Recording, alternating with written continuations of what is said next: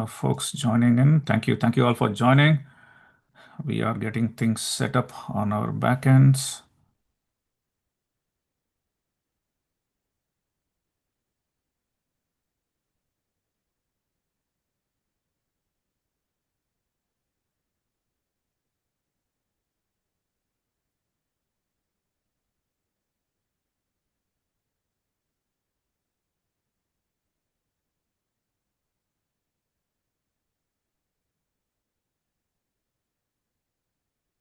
All right.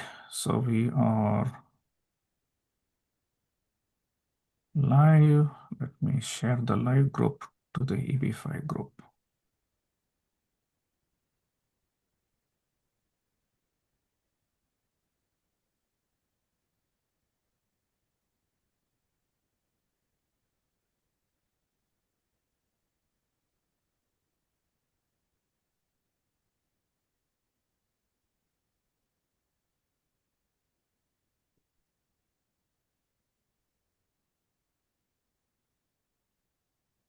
Okay, we can get going. I think we are all live on multiple platforms, so all set. Hello, everyone. Welcome to our first live webinar with the great team that we have worked with in the past. Today, I'm presenting you another session where we're going to be specifically talking about uh, how this new EB-5 project is going to help potential investors along with the EB-5 timeline and any questions that you may have.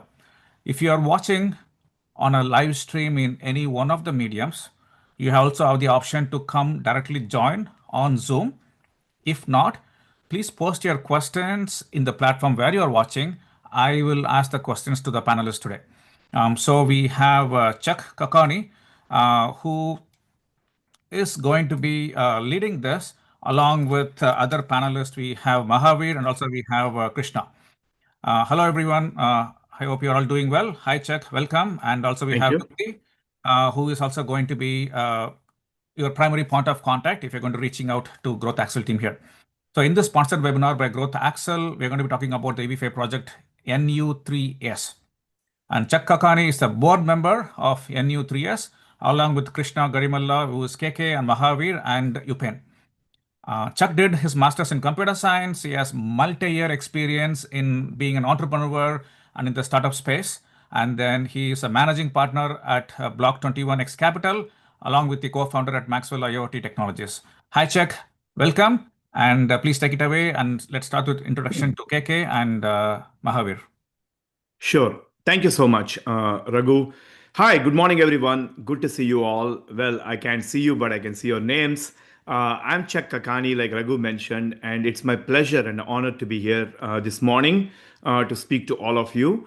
And I'm going to be doing a brief presentation on the EB-5 project, New3S. And we'll give you some good updates on that. And also, we will be happy to take some question and answers, Q&A, and you can type in your questions. And Raghu, our moderator and our host, will sort them out and will definitely bring them to our attention. And first of all, thank you, Raghu, for hosting this. We truly are appreciative of your the relationship that we've had for many years now. And I know you don't take up anything to promote on your platform or talk on your platform unless you are absolutely convinced about it. And I know that's how you build your community over the years. And that's what we always admire about you. So it's truly an honor to be here this morning with you all. And with me, I have my other board members. Two of them are present here on this call. And I will have them briefly say hello before I get on with the presentation. First off, we have Mahavir Jain, who is in charge of our finance, pro forma, and other financial modeling aspects in our team. He's a board member at New3S.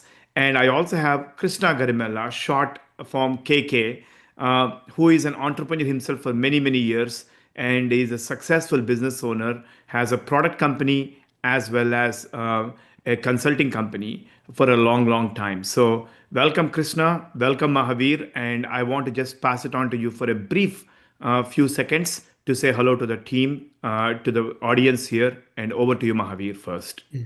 Thank you, Kay. Thank you, Chuck, and thank you, Raghu. So I'm Mahavir, as Chuck has mentioned in his introduction. So I'm part of Growth Excel team. I have few charters as part of this project. I'm based out of Houston, Texas. Uh, been in the industry for last 25 years. Most of my career has gone in building and nurturing non-tech businesses, along with a couple of my other colleagues. And happy to be part of this call and happy to answer if you have any questions around finance, as Chuck said, or anything which you see as a potential risk and how we can mitigate those. Thank you, Mahavir. And over to you, KK. Awesome. Thanks, Jack. Good morning, everyone. My name is Krishna Garimella. I go by KK, like everybody was saying. Been an entrepreneur for several years right now, and I'm very excited to be working on the New Threes project, which we are going live in February. It's a very, very exciting project. I'm sure Czech will give you a lot of details. I would suggest that you pay close attention to what Czech has to say. And we have Yukti and other people on staff, to address any questions that you might have and things like that. But I'm looking forward to talking to you. And if you're very inclined towards seeing the progress at New Threes, we would love to have you in New York, take you around the site, how the multi-use, multi-business facility is running, and how it is one of the most unique business models in the whole of New York. And our goal is to expand all over the country. But this is our flagship model. And you will see Chuck taking you through the process. Okay. With that, I'll give it back to Chuck to get going. Yeah, thank you so much. And I will start with the presentation. At the end, I'll bring up Yukti because she will be your first point of contact, probably along with Mahavir Jain, one of our board members. So this is a brief investor document that we put together to give an overview, a summary. So if you can go to the disclaimer, this is a standard disclaimer. For anything else, of course, you have to be qualified investor and things like that, which we will come to in detail. If you have any questions about that down the road. Okay. So now New 3 is actually 4 functional business units. We added a 4th one recently. In the beginning, it is a market cafe, which is a high-end market cafe. Think of Starbucks. Think of a very upscale location of a Starbucks store, right? So that is how the market cafe looks like. And you can all, by the way, go down to New York, and we'll definitely invite you if you're qualified and you are going through it, you're serious about it. We would definitely encourage you to come down and see it for yourself, because there's nothing like seeing with your own eyes. So the market cafe, then there is a car wash that we have. Then we have the express auto service, where we do light auto service like tires, oil, wheels alignment, and also eventually we're going to have the state inspection. Once we have the approval for that, that always takes a few months to get the state inspection approval. So, and we did add the EV charging. So that is why originally it was 3 functional units. That's why New 3S. But think of EV charging as a part of Market Cafe. So that's what it is. Now, our business has been designed and with proven experts in the field, basically studying that, understanding the combo of a cafe, a car wash, an auto service with EV charging has multipliers and has leverage that a standalone units don't have. Most of the units are standalone mom and pop operators. So of course we have very good market research to know about this location as well as the business model and the plan. And we believe we are one of the first to market with this kind of a combination unit that is right in the center of New York, 1.5 miles away from the JFK airport. So which is a phenomenal location. We do have many good things about this project, but one of the most important features is the IT infrastructure behind it. The superior technology, latest EV chargers, the touchless car wash, auto diagnostics, which we invested in a machine that does diagnostic reports, and integrated customer service with very good technology systems. And going to the leadership profile, you already met three of us here, the board members. The fourth board member, the chairman of our board, is Upen Varanasi, with extensive experience in technology. In fact, he's a very successful entrepreneur, successfully exited and sold his company, Riversand, to a private equity group 3 4 years ago, and he is now a investor, a VC kind of, and also a mentor, championing startups and incubator kind of startups. So that's Upen Varanasi. Then you have me, have a master's in telecommunications and computer science, been about 25 plus years experience as an entrepreneur. I used to work for Sprint long time ago. I'm talking 2004, before 2004. And I'm also a co-founder of a few companies and an investor and a leadership coach and a mentor. So that's my profile. Krishna Garimella, you already heard from him. He's the CEO at OnBlick, and he's also a board member of the Resource Informatics Group, and he's also one of the very active and key members of ITServe, a IT technology companies organization here in Dallas area. We're all in Dallas. Myself and Krishna are in Dallas. Upen and Mahavir are in Houston. Coming to Mahavir Jain, you already met him. He's an advisor. He's a finance expert, and he's also a board member. And pretty impressive profiles for all the board members here. Take me out of that, but the other people, I'll say my peers, okay, here. So a little bit about our location. This is a flagship location. You see the pointer there on the map there. It is very close to the JFK airport on one of the main arteries connecting Long Island to Manhattan. And so that's the Merrick Boulevard, and that's where it is. That's the JFK airport. And when you see that, you will see the proximity. This has heavy traffic, 18,000 plus cars daily.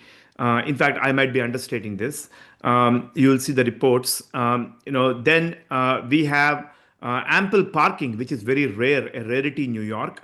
We have superchargers. And also, one of the key things is customer staff. In fact, you will meet our manager when you go on site, Lisa Drydale. And Lisa, we have actually sponsored her to come down here to work on this location from Philippines, because she is an expert in the Middle East, running hundreds of stores like this. So there's a high-touch customer service that Lisa and the team bring to us, and you'll meet her there at the location. And go back, Raghu, a little bit, please, on that.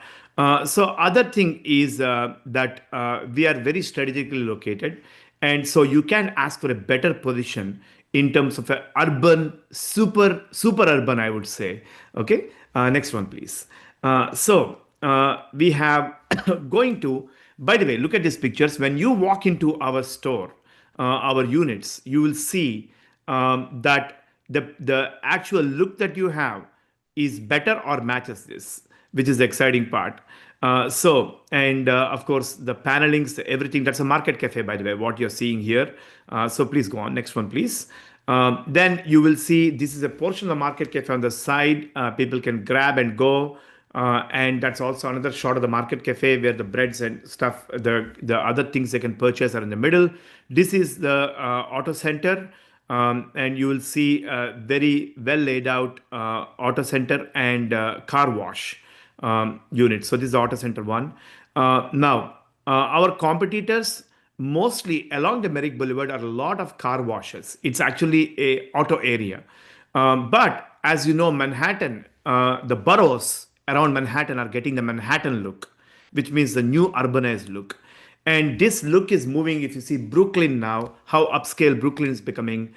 Same with Long Island, same with Jamaica, New York, where we are located. And so we are at the forefront of that new look that the boroughs are getting in New York City.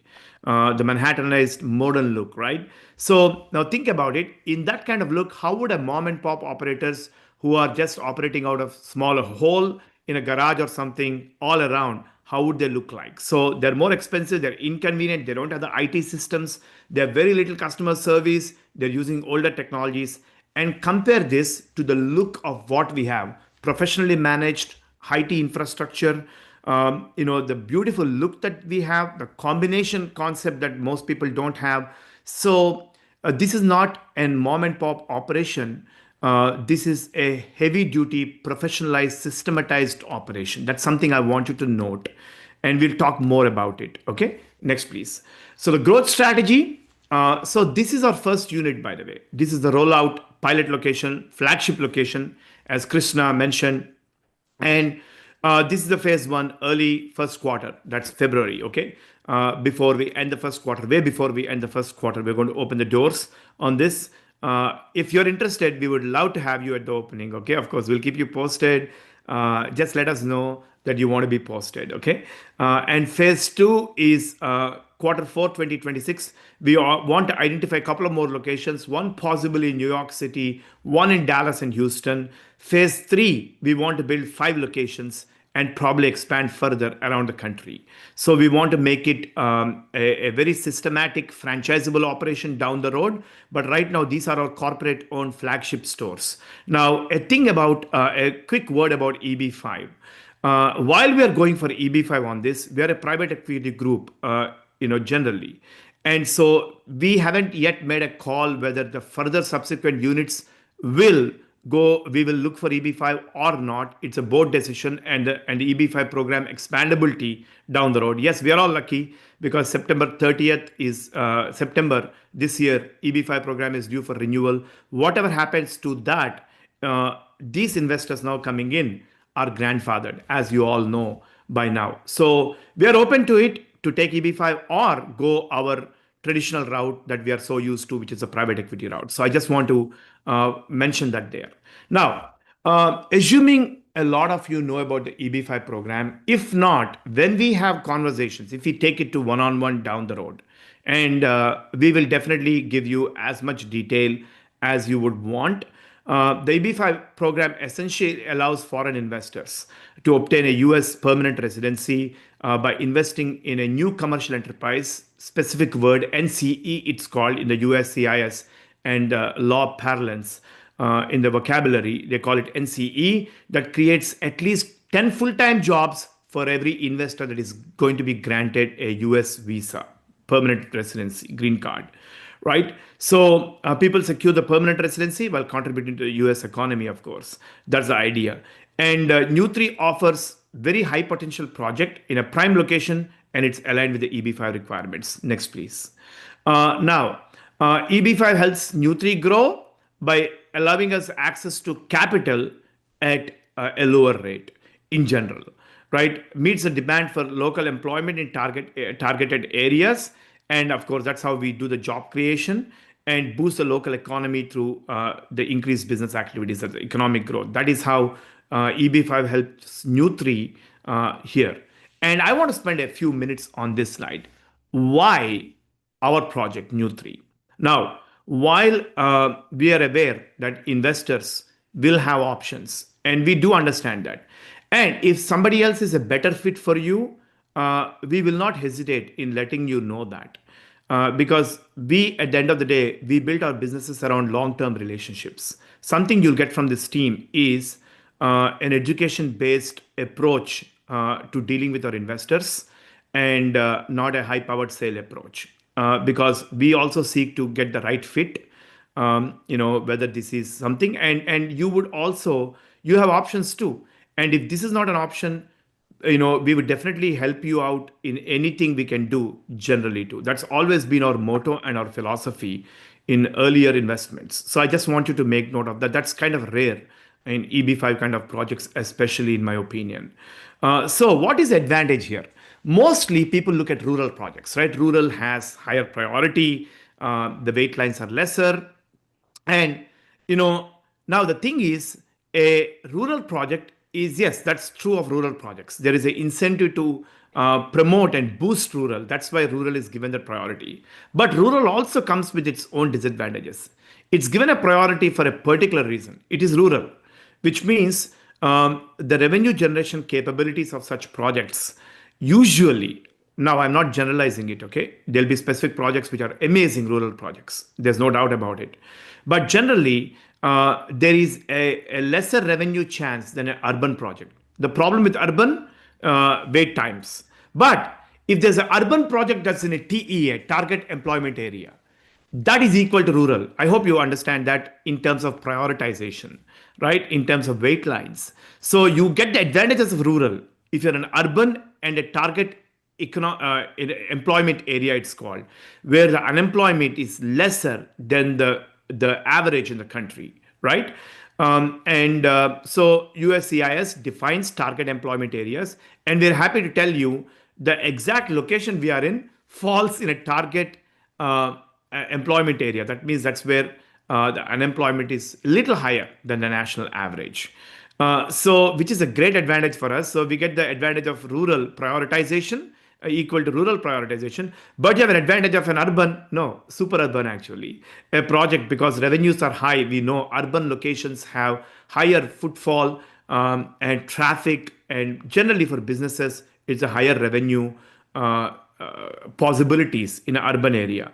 So you have that a super urban project with a TE advantage, which means equivalent to rural, which means that's $800,000 versus $1,050,000, right? As you know, that makes a big difference for the investors, in our opinion. So 800K only, faster green card, strong revenue streams. I already talked about it. Why urban? And look at this. We have 4 functional units. You will see that when we show you the pro forma, the numbers, but that can be beaten in terms of strength of revenue units because you have multiple units. That means the chances of hitting the revenues are higher. There's not a single point of failure on a single business functional unit. So that's to be noted here, okay? Strong revenue streams for our business because of the 4 functional business areas. Leadership strengths. I want to spend a minute on this. In most EB-5 projects, it is a lot is needed, and it leaves for wanting, right? Because people generally are starting, they're running, most times, again, no generalizations, there are amazing EB-5 projects that are professional, but in general, from my experience, what I've seen, there's leadership strength is missing. And why is that important? While urban is important, TA is important, right? The location is important. And the revenue projections and the viability of the business is important, yes. But one of the most important overlooked areas in EB-5 is the leadership team or the management team. And why does it matter? Because you want a leadership team that is professional, that is not just hanging around EB-5. They have experience in wide range of businesses, right? EB-5 happens to be one of the tools in the capital stack. Can we live without it? Yes. But is it good to have it? Absolutely, yes. Very beneficial for the project and hopefully beneficial for the investors who come in, right? That we are providing this service here. But leadership strength and management team matters. Their integrity matters in EB-5 projects. I tell people, you look at EB-5 projects, you look at all the economics, you look at the finance picture, you look at the viability of project, but please look at the management team always. See how open they are. Are they willing to be in touch with you? Here on this presentation itself, we said, talk is cheap, right?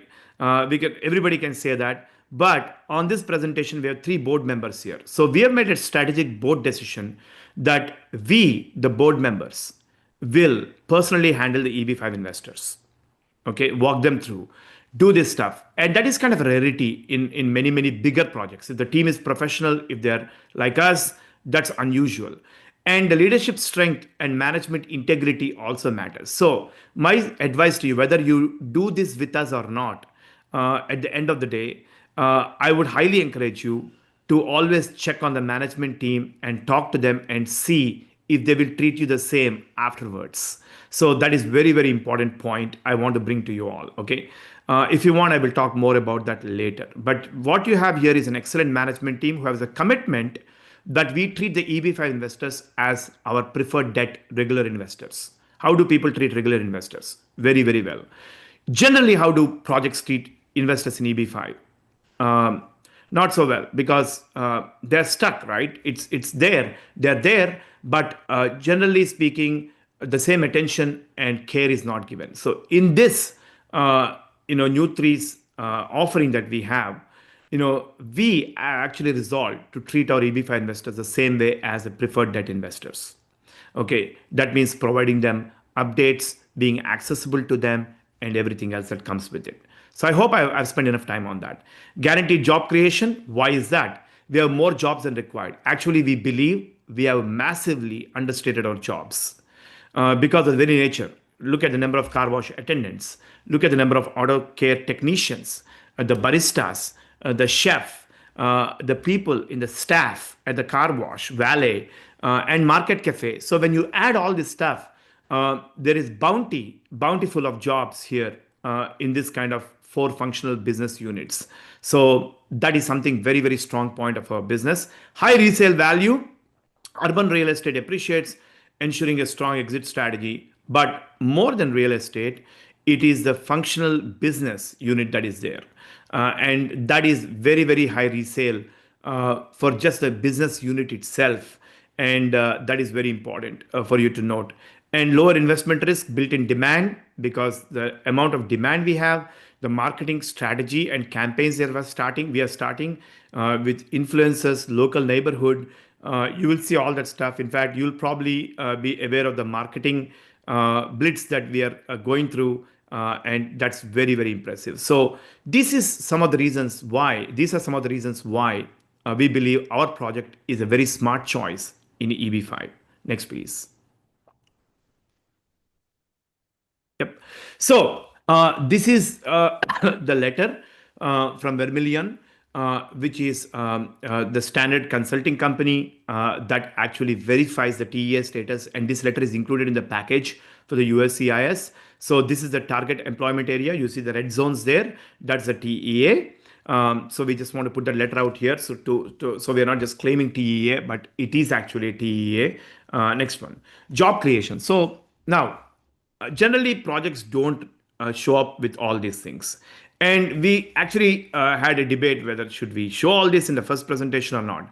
But here we have the total manpower. If you see here, we have two job creating enterprises. JCE1, you'll see that in the next picture, has all these hires, and total of 36. These are direct jobs. And JCE2, which is the auto care. JCE1 is market cafe, car wash, EV charging, 18. We believe this is just a standard job count. Now, if these people churn, as you know, in EB-5, it's counted as new jobs. And in this kind of jobs, there is a churn always. So my expectation is we wanted to be conservative in this, showing 54 direct jobs. With multipliers, it becomes much higher, 3 times, actually, almost. As you know, in an RC project, regional center sponsor project, you have multipliers, which is a standard method in EB-5. But even this, I expect this to be even 50% higher or even 100% higher. Now, don't count me on that, pin me down to that, but that's my expectation. But we want to show conservative. Now, this is how it's calculated. This is from the Economist reports, and you will see that. So the direct jobs, indirect and induced jobs, and total jobs. Now that includes construction too, because that's only our operational jobs I showed you before. So why is it 54 there total, and why is it 66 here? Okay, because construction jobs flow into these calculations. So that's why they're counted as direct jobs, because they have been spent in construction. Indirect induced jobs, there's a calculation, and total of 140 jobs. That means we can potentially take in 14 investors into this project. So enough jobs here. That's very important too. A bit about EB-5 timeline here. This is investor pre-screening, and we do want to pre-screen our investors, meaning we don't want to accept investors until we have a okay from the attorney team doing your source of funds.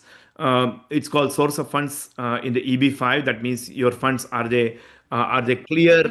Are these funds clear? Raghu, recording stopped for some reason.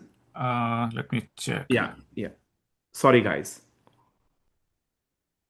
Let's see. Let's continue. We are still on live stream. Okay. Figure it out. Yeah. Okay, I'll continue. Sorry for the interruption there. So your source of funds, what is called SOF, USCIS wants to make sure that your funds are properly sourced, meaning it is proper money. It is not obtained through illegal means. It has documentation, and your attorney team will guide you towards that, the source of funds. And we want to get an okay from the source of funds attorney team that's looking at your source of funds before we take your money, the investor money. So otherwise, what's the point of taking your money and source of funds don't go through, and then we have to return your money, right? Obviously. So that's why your source of funds is also a pre-qualification for us. And we probably can ascertain, but really the experts are not us to determine the legality of your money or your documentation, completeness of your documentation when it comes to source of funds. Your attorney team can tell you that. The investment stage, you invest capital into it. Investor files the I-526 green card petition. We sponsor the petition as a project. Investor capital is released into the project after the receipt is gotten. Then 526 approval. Now here, if your visa dates are current, you can do concurrent filing on 526 and 485 if you're in the country, or consular processing for visa if you're out of the country, if a foreign investor is out of the country. So that's called adjustment of status. The advantage of filing concurrent filing, and this is only possible after the Reform and Integrity Act of 2022 called RIA in EB-5. The RIA Act allows for concurrent filing if the investor date is current. For that country, it's current. Right now, you can of course get a list of current countries from the EB-5, from the visa bulletin, from the State Department website. So just check on that. But you can concurrently file, means 526, 485, as well as your EAD and advanced parole called a travel permit, which is amazing. So what is cool about this after the RIA is that an investor, if the dates are current, is able to actually get an employment authorization document in the United States right at the time of filing. Of course, they can get it for a few months, but at least you can file for the EAD and you can file for the advanced parole, AP, concurrently. So more on that if you have any questions. Conditions removal, once 526 is approved, they want you to be on that for 2 years. You get a temporary green card with some restrictions. Means what is the restriction? There's a time limit on that green card, which will be removed once 2 years pass and you apply I-529 to remove the conditions. And what happens in this stage when you apply for removal of conditions? That is when the job creation is checked. Where 10 US jobs created that are allocated to you by the project, to you the investor, per investor. That is a checkpoint for USCIS to check the jobs, whether the jobs have been created. In our case, jobs are created from day one. Actually, jobs are already being created now, because while we are doing beta testing, software systems testing, and all the stuff, in fact, we have a dry run on the week of 19th of January. Some of us are going to be in New York, some of the board members. So when we have these dry runs and all, we already hired people to do all this stuff. So this is amazing. The jobs are already being created.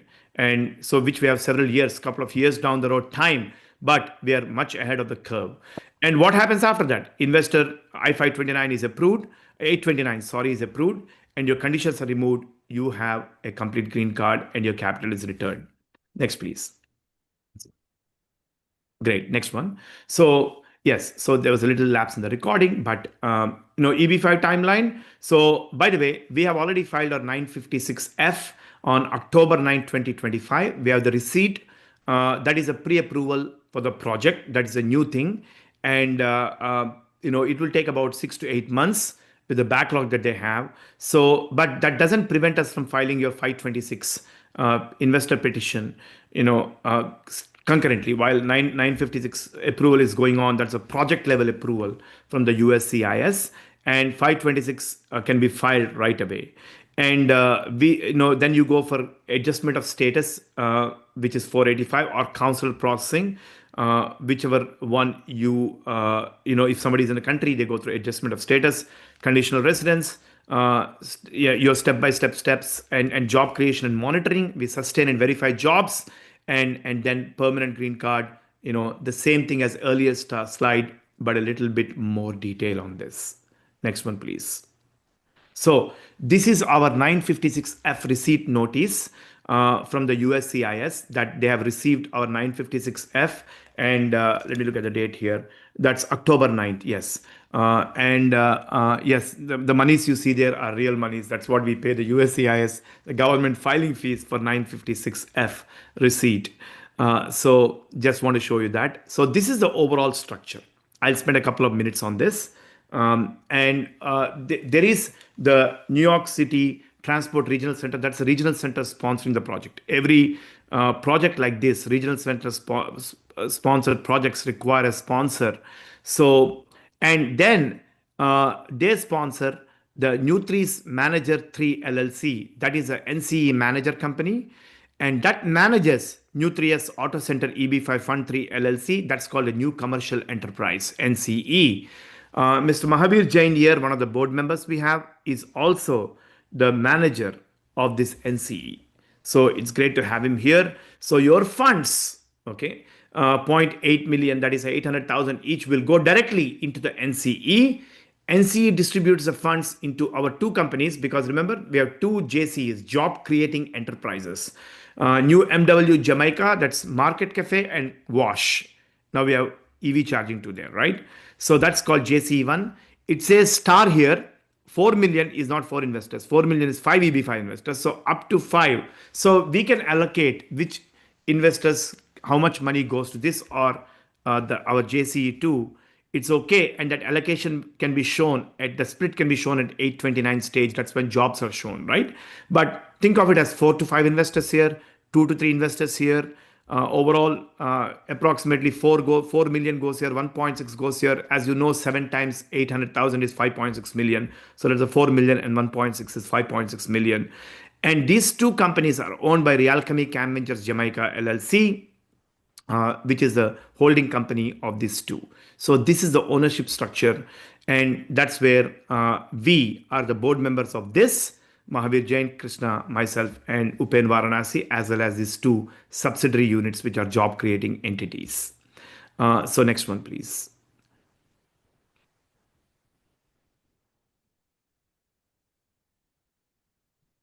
Yeah.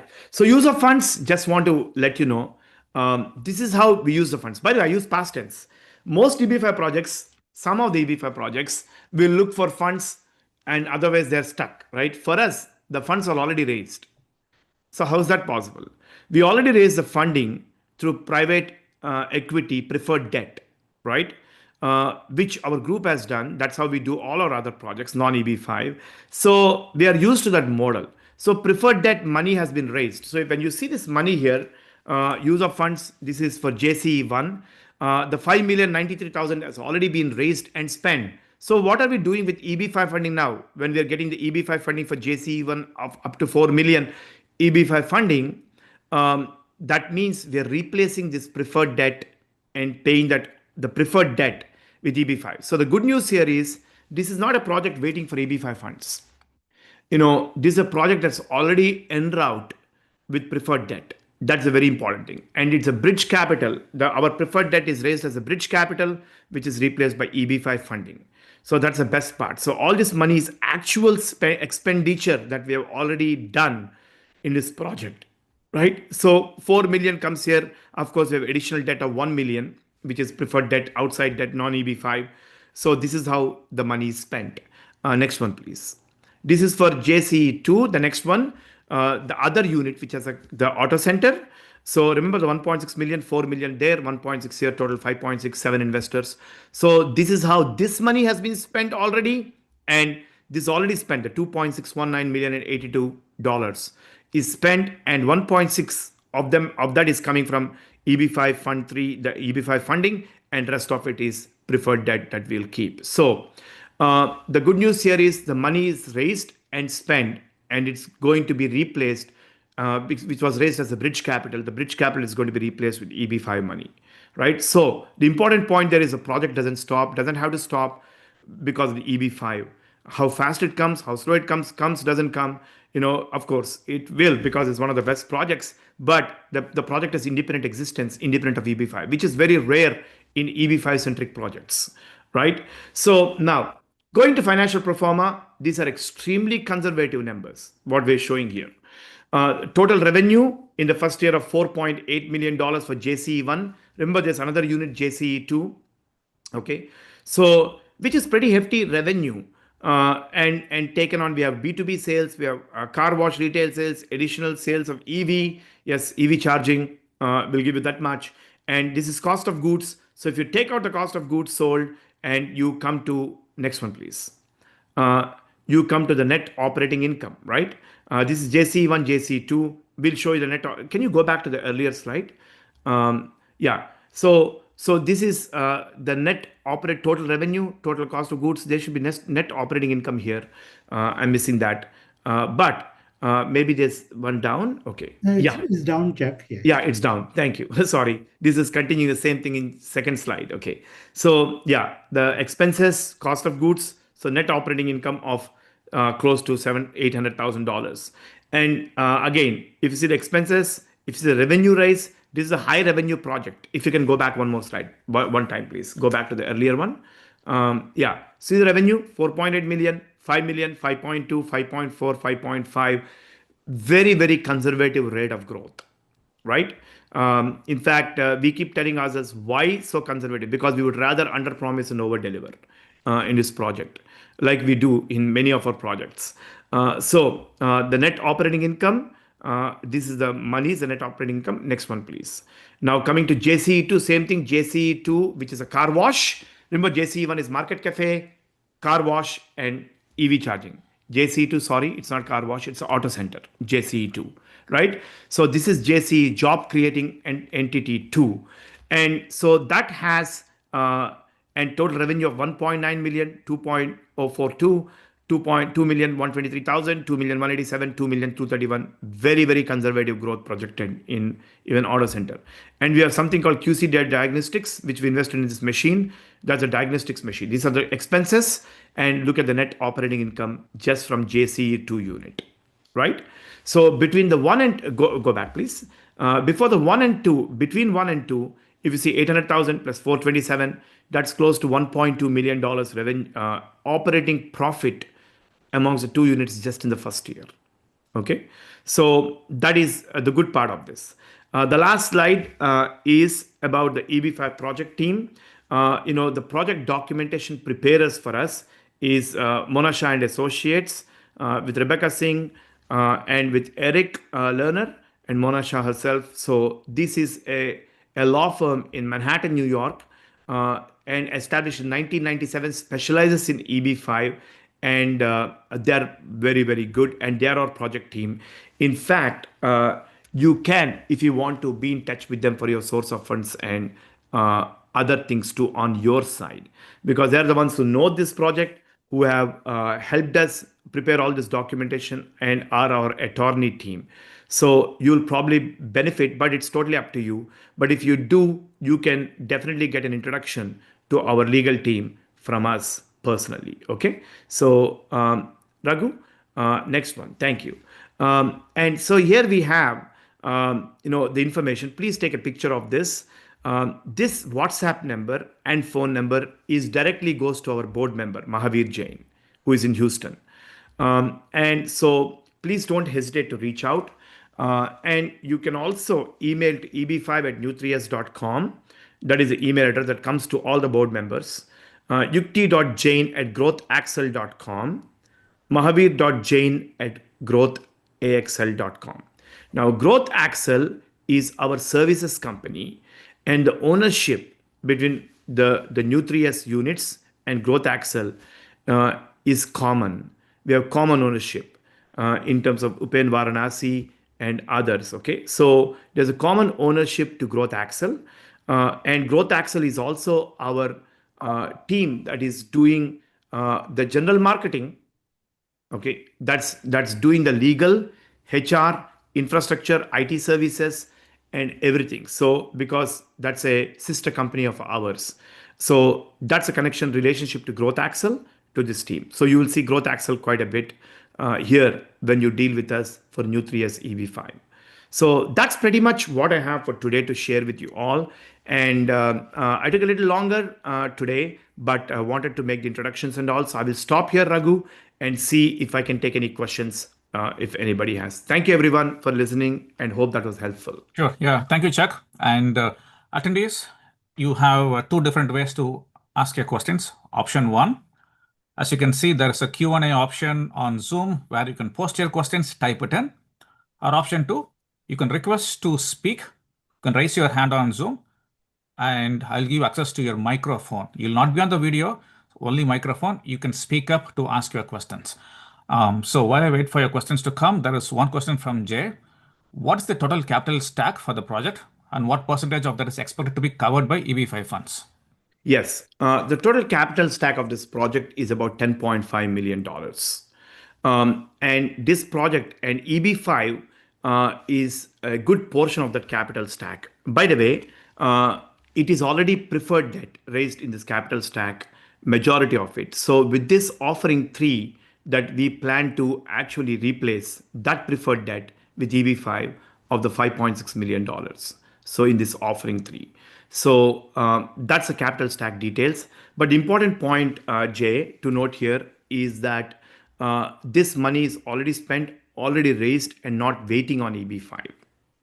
Hope that helps. So does that mean, Chuck, the project is almost completed? If Yes. somebody comes to New York, they can see the Market Cafe, and then when you do the opening, they can actually dine in and wash their cars and do auto repairs. Yes, yes, and that's the best part of it. The reason we created this model is because there's no neighborhood stop cafe in that area. Nobody has thought about it. People, it's busy area with so many car washes that are run so haphazardly, auto care centers, some cafes here and there, some fast food restaurants and chains. But what if we capture all this in one place? Which allows people to stay longer. When they give for car wash, they can sit around in the cafe, right? Spend a little bit more with us. Hopefully, they will actually. When they do the EV charging, they can sit in the cafe, right? Where do you find in the heart of New York City, in a buzz area where parking is so difficult? In fact, we do even have arrangements for additional overflow parking. We have a valet service that if somebody wants to come in, drop their car, be at the Market Cafe, their car goes to car wash. We have all these plans for the future.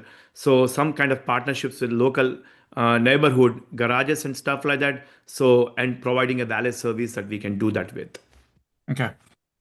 Another question from Jay. If the I-526 petition is denied, does the investment get refunded? Yes, that is obviously the case with every project. Whenever you see an EB-5 PPM, that is a prospectus, the private placement memorandum, you will always have, if the project is denied, with the 526 petition is denied, your 526 petition, your money will be refunded. But there is always a caveat to that because EB-5 money is raised with the expectation of a little longer term sustenance to the project generally. So it depends on the fund availability of the project to give back. So every PPM that you will see, Jay, whenever you deal with EB-5 will always have that kind of language in that. That is the discretion of the management and also the availability of project funds to return the monies at that point in time when you ask for it when the 526 petition is denied. But eventually the money has to be returned. If the project is viable. But the question is, does the project have the viability to return it at that point in time? A project like this, with this kind of revenue, with this kind of backup, and also our exit strategies of resale, and also ability to raise a bank loan at any time. Actually, as an exit strategy, if somebody wants their money and they're in a situation where I-526 is denied, that can be done. Again, these are all forward-looking things, right? We always have the disclaimer that it depends on the ground conditions at that time. Every prospectus will say so, Jay. But when you see the management team of a company, you'll get a good sense of it. Are these the people that will return my money? How do they do business generally outside EB-5? You want to do business with people who do a lot of business outside EB-5 in general, okay? My opinion. Okay. So hope that helps. Okay. Next question from Sudhakar. May I know investment money locking duration? Yes, the lock duration of the investment money is about, I would say, expect 5 to 7 years. Definitely. In fact, if there are delays because of the current administration processing, whatever, expect 7. Okay, so you'll be pleasantly happy if it's lesser than that. So, but do expect around 7. Nobody can say that. The lock-in duration really is the duration of the 526 approval plus the 829 approval after to 2 years and 829 approval to remove conditions. And one thing EB-5 investors have to understand is, they should not ask for money before the conditions are removed on the green card. If they do, if we return the money, your green card is not valid anymore.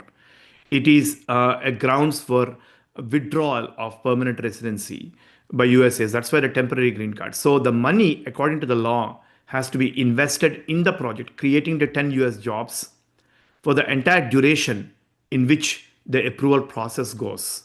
So any cutting short of that will be grounds for denial of green card. So the funny thing in other investments, people say, okay, when do I get my money back? In this investment, yes, they are doing that, but they only do that after they get their green card.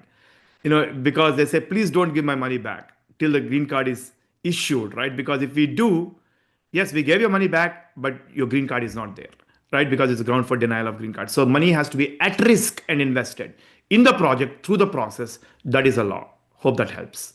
Okay. Next question from Rajita.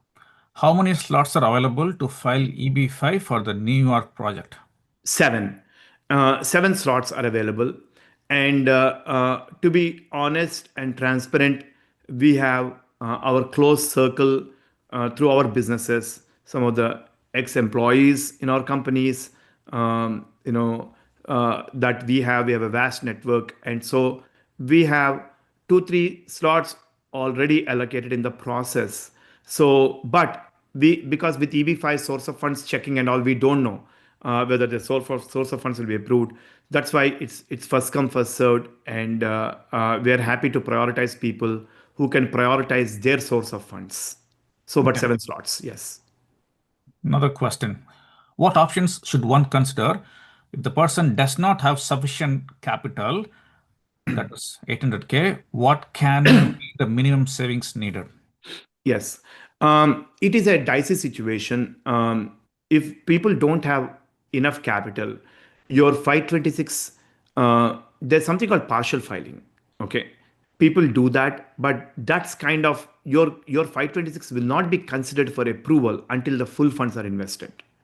So, yes, we are also wary because when we have an investor who is giving us the full capital, right?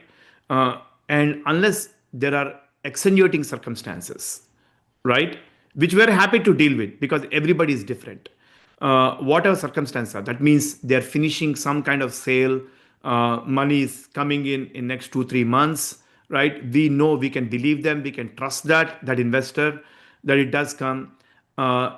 We are okay to entertain that. Generally speaking, projects will not be inclined to. Some projects will take whatever comes their way, right? But in our case, we want to be transparent upfront. You want to, as much as possible, secure the funds. Talk to us. Let us know where you are in terms of funding. We can probably come up with some ideas for you as you secure funds. But partial investments can be done in very, very rare cases. We are open to consider that if there are any circumstances. But generally speaking, it's not a good idea. Okay. What other benefits do the investors get? One is they're getting the green card. In addition to that, is there any other benefits? For example, I was seeing projects where they will tell we're going to give you equity ownership or we're going to give interest for the capital that is returned. Are there anything like those sorts of benefits? Yes. We do have a nominal interest for the capital, which is 1.5% per annum, simple interest. And that is payable towards the end of the term, by the way. That is not continuously payable to the investors. So, yes, we do have a nominal interest coming. And as far as somebody's wantingness to participate in the equity, this is a direct model, this is a loan model. That means the investor comes into the NCE loans the money to JCE, right? And the loan is returned back with the interest.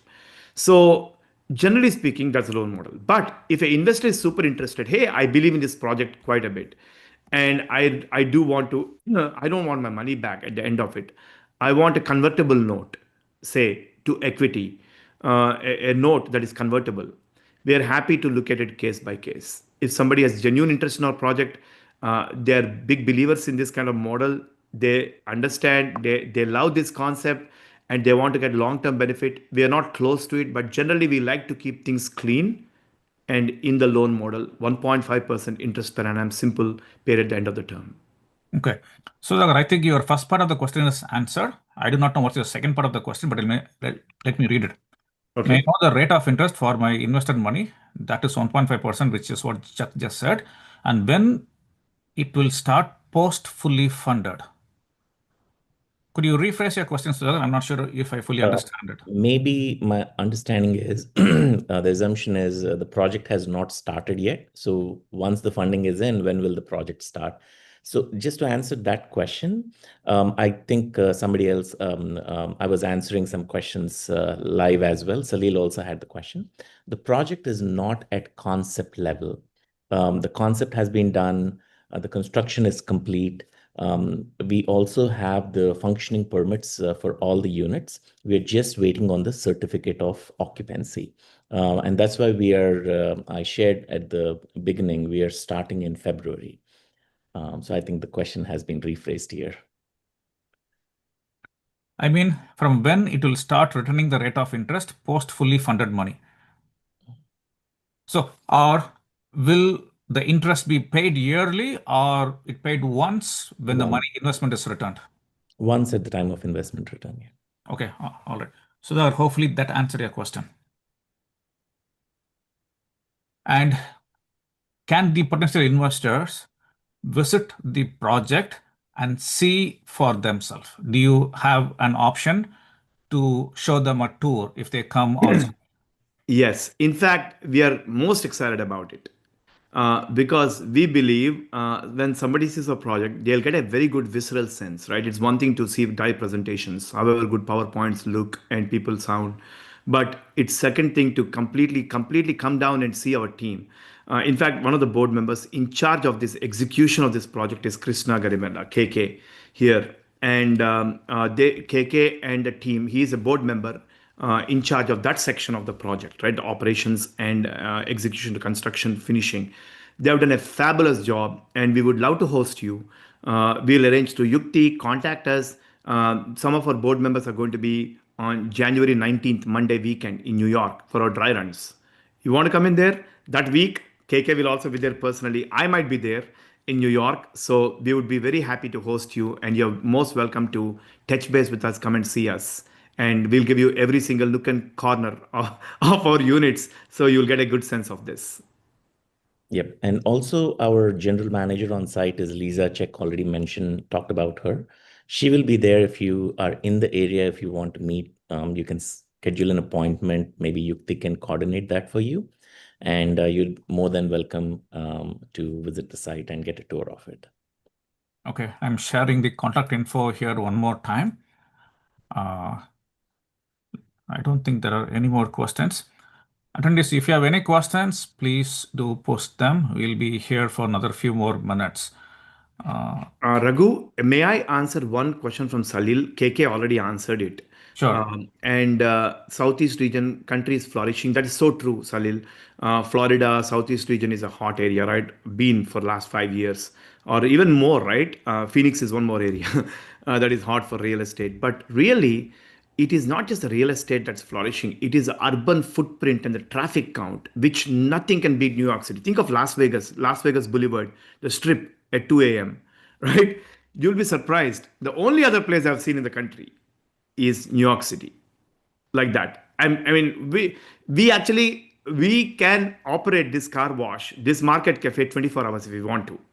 KK, we are operating 2 shifts right now. We just leave the third shift out. Yes, it's a 16-hour operation. 16-hour operation. Yeah. And guys, we can go 24 hours. Which other place in the country, sleepy towns? Yes, there are beautiful real estate places in Florida, but everybody goes to sleep at 8 p.m. Okay. And so, but New York City is different animal. And that's why we are excited about a strong revenue generation project in the heart of New York City. And by the way, that's a great point actually. We are mentioning we are operating 2 shifts and we are open to third shift basically, by the way, depending on the business, how it goes. We can run this 24 hours. In fact, Chuck, I think the EV charging business, which I think you talked about, in fact, KK and I, we are strategizing to see if that can be done as 3 shifts business. So there's some discussion because EV Yeah. charging people need it all the times, right? So Yeah. it's also happening. Okay. Another question. What are the ways to invest in the project? Can we get money from India? Yes. In the project, meaning EB-5 investment, right? Yep. Okay. So yes, you can. And the legal team that we have, they have good expertise in tracing dealing with source of funds from India, the RBI regulations from India, how much you can get, how to do it, how to legally do it, how to show documentation. They have vast amount of experience. So yes, that is done very routinely in EB-5 projects, getting money from India, and you can do it. But I'm no legal expert, but I can definitely put you in touch with the lawyers who will go through the details of your source of funds and show you exactly how to do that in a Okay. legal way, right? Yeah. Sure. So, what are the next steps for somebody who attended this session today, either through in this meeting or they were watching us maybe 2, 3 days later? There is a number for Mahavir and there is also email ID. What happens after they get in touch with you? Yes. After they get in touch with us, the first thing we want to do is form a WhatsApp group with them, okay? So that we can be in fast communication. And since Raghu, this is a platform we are on with you, we will definitely add you to that too. So that, if you want to. But it's a WhatsApp group. Second is to have a one-on-one meeting with us to go through some details, specific details of your case, your situation. How ready are you? How close are you to this? So once we get a sense of that, one of our team members will do that. Either Mahavir or myself will do that, do the screening and go through it, answer some of your basic questions, provide you some more information specific to your case. And if we believe that there is a viability here for you, we can proceed. Otherwise, we can just take a step back and be advisory and be available for you. And we want to maintain a consistent relationship, whether you do this with us or not. So next step is get in touch with us and get on a one-on-one call with one of our team members, board members, and we will then pre-screen kind of and take it from there.